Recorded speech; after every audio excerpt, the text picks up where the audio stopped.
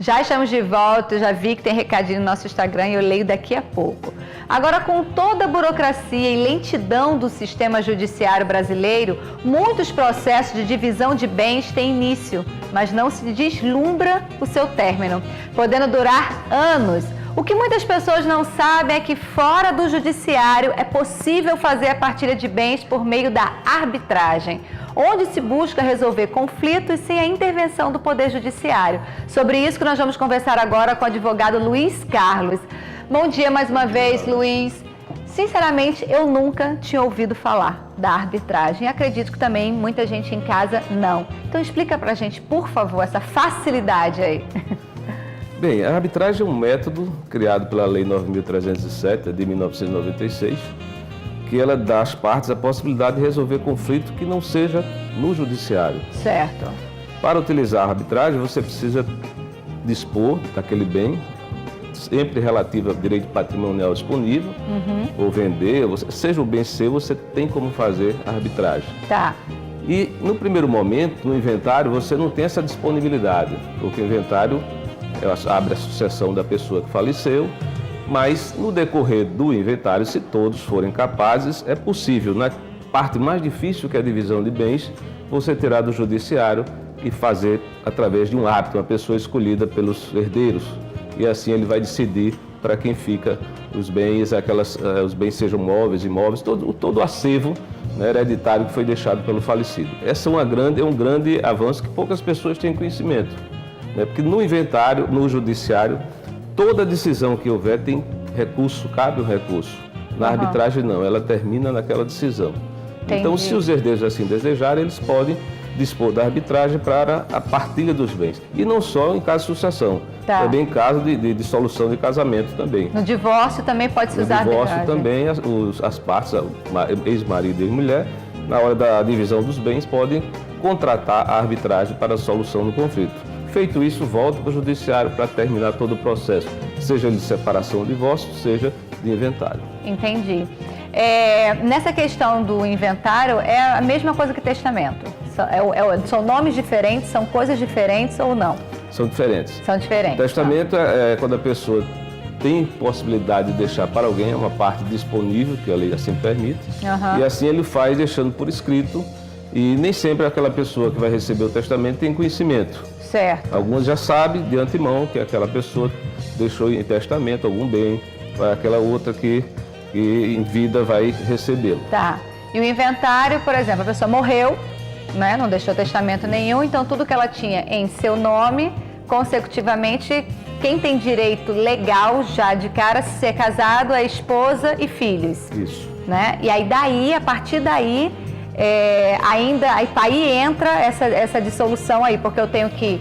Tá, o homem morreu, aí ficou, a esposa ficou com 50%, se eu não me engano, né? Mesmo, e os outros 50% é dividido dos primeiros herdeiros, que são os filhos. Perfeito. Né? Isso. Aí, só que tem que passar para o nome. É esse passar de nome e trocar o nome é que tem que entrar o judiciário no meio? Porque a abertura do inventário, ela tem que ser do judiciário. Se falece alguém, ele tem que... Ou extrajudicial pode ser também. Né? Pelo cartório, você pode ir ao cartório, as partes envolvidas, se todos forem capazes, né? E aí eles podem fazer o inventário, tanto judicial como extrajudicial. A partilha, porque às vezes o grande problema do inventário é justamente na hora de dividir os bens. O que fica para quem? Quem quer isso, o fulano quer aquilo, o cicrano quer aquele outro bem. Entendi. E se instaura uma discussão, porque meu pai deixou isso para mim, mas deixou em vida, não é antecipação de legítima, tudo entra no inventário, é considerado uma antecipação do que a pessoa poderia receber, mas tudo entra no inventário para dividir. Quando o morto falece, se cria um monte maior, que os bens do espólio são colocados ali para ser dividido. Então ninguém é dono de determinado imóvel, ninguém é dono de determinado carro, todos são donos de tudo. Nossa! Então essa divisão com quem vai ficar o bem, ela é feita pelo juiz, né? Ou com o partidor judicial, e o juiz homologa, se todos concordarem.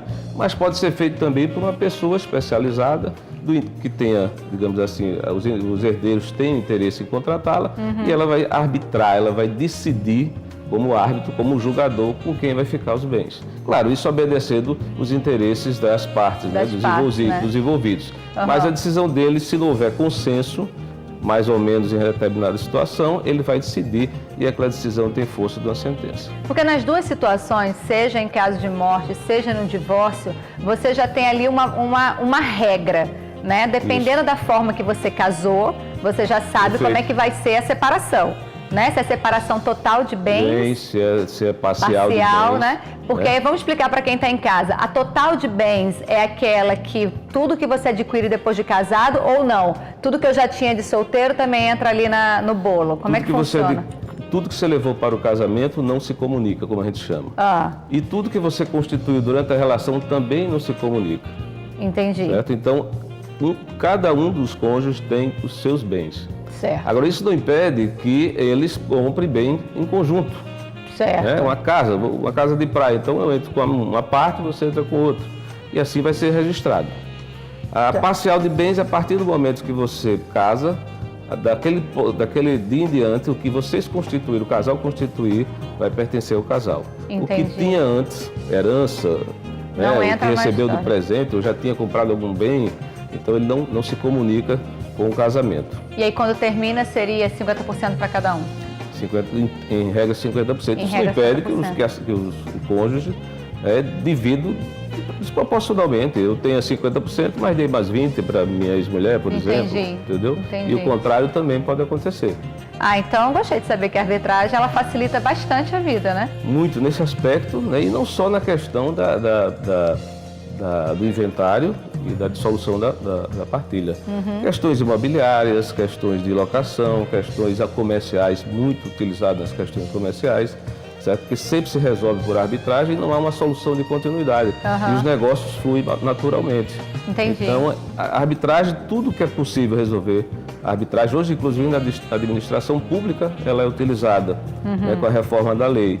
Então, ela não é a panaceia, claro, ela não vai resolver todos os males. Sim, sim. Mas, no entanto, ela é uma ferramenta muito poderosa à disposição daqueles que querem uma justiça rápida, uma justiça especializada, uma justiça que seja economicamente, quando eu falo economicamente, não digo que seja mais barata, mas economicamente falando de tempo. A solução para uma disputa por arbitragem tem um tempo muito reduzido. Claro. Ao passo que no judiciário são 10, 15 anos você tem uma solução de inventário completo, às vezes de inventário, às vezes de outro tipo de ação. Outras situações também. E aí, para a gente finalizar, se procura um advogado, não é nenhum órgão específico, é um advogado mesmo, a partir daí é que vai dar entrada no... Perfeito. O advogado, ele conhece, aqui em Maceió nós temos a Câmara de Mediação e Arbitragem, que funciona na Associação Comercial, e lá tem um quadro de mediadores, de árbitros, de pessoas que são especializadas já em tratar desses temas. Entendi. E o advogado pode procurar outra pessoa também, não precisa ser da Câmara, mas lá já que tem essa experiência, digamos assim, é uma facilidade maior. Né? Entendi. E assim o advogado procura um especialista, as partes de comum acordo concordando com a indicação desse especialista, ele vai decidir aquela questão. Que pode ser, esclareça sempre, ou pode ser uma pessoa, pode ser em número ímpar, um colegiado. 3 pessoas, 5 pessoas, sempre escolhido pelas partes. Que legal. Obrigada, Lourdes Carlos, pelos seus esclarecimentos aqui. Realmente era uma situação que eu não sabia. E como é bom aprender, né? Você sabia, Andréia? Não, né? Tá vendo? Também não. Que bom. Gostei de aprender. Agora a gente vai para um rápido intervalo comercial. Na volta tem muito mais. Eu prometo que assim que iniciar o próximo bloco, eu vou ler o seu recadinho aqui. Então não sai daí que a gente volta já já.